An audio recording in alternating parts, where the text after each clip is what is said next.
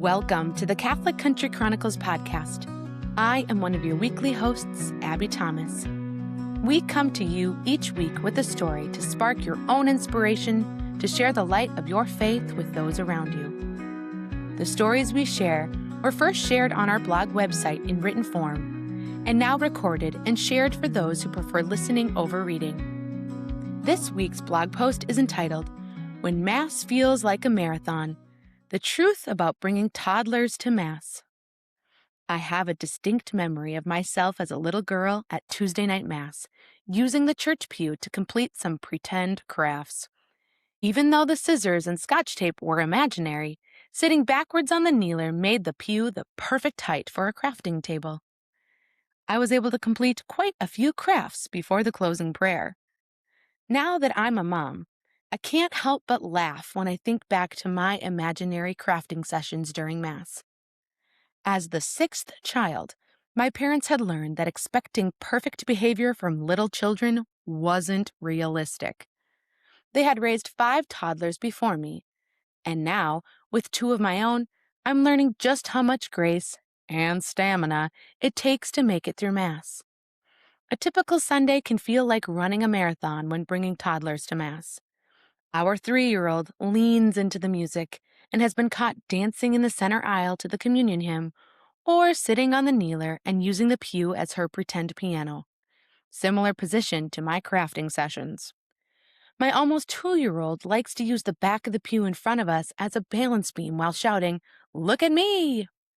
I could go on and on about the chaos we experience during Mass, but I'm sure you have also experienced something similar, whether it was your own children or the children sitting around you.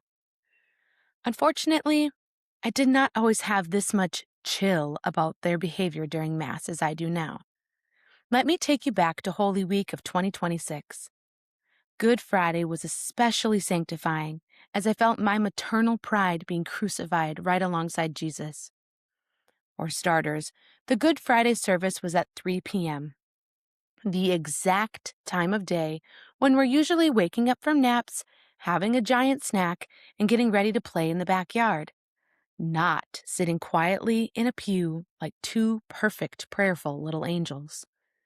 Between my 2 children, we left the pew at least a dozen times and spent over half the service in the gathering space of the church. It felt as though our entire parish community knew we were struggling, and all eyes were on me.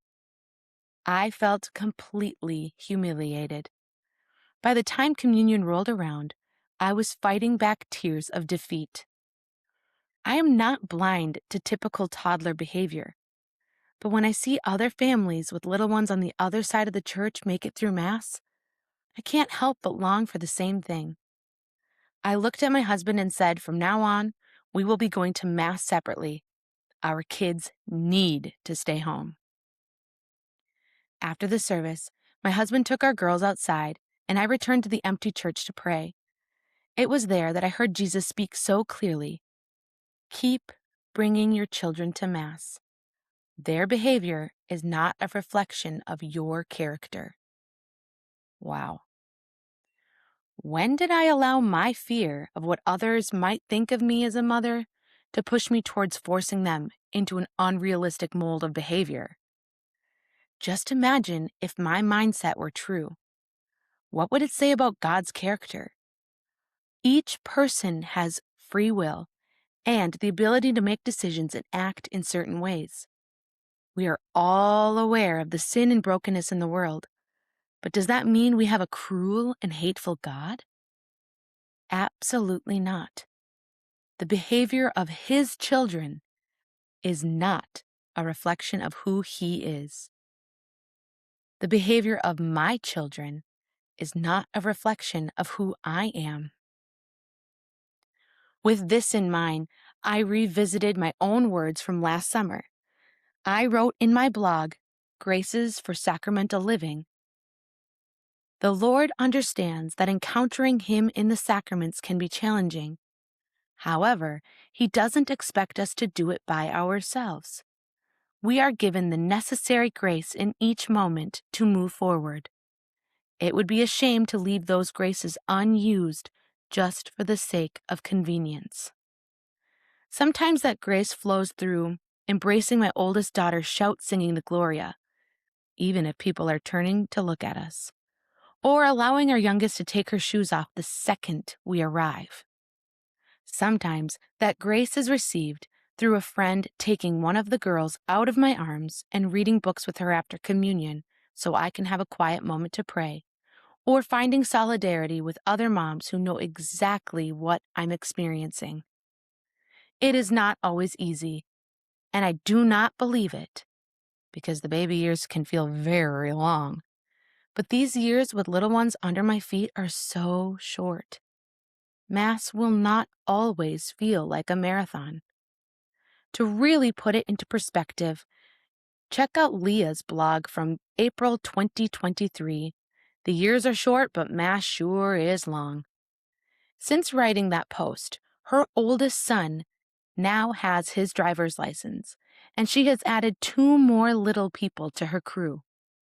Knowing her family dynamic and her deep love for the sacraments, her words fill me with so much encouragement and hope. And so, I will seize Christ's invitation and continue to bring my children to Mass, even if I'm tired and out of breath by the end. Until next time, your sister in Christ, Abby. You can find the original post, the 2 blog posts that I referenced, as well as more fun content on our website, CatholicCountryChronicles.com. If you haven't already, please subscribe to our podcast on Spotify, Apple Podcasts, or YouTube. Have an amazing week, and God bless.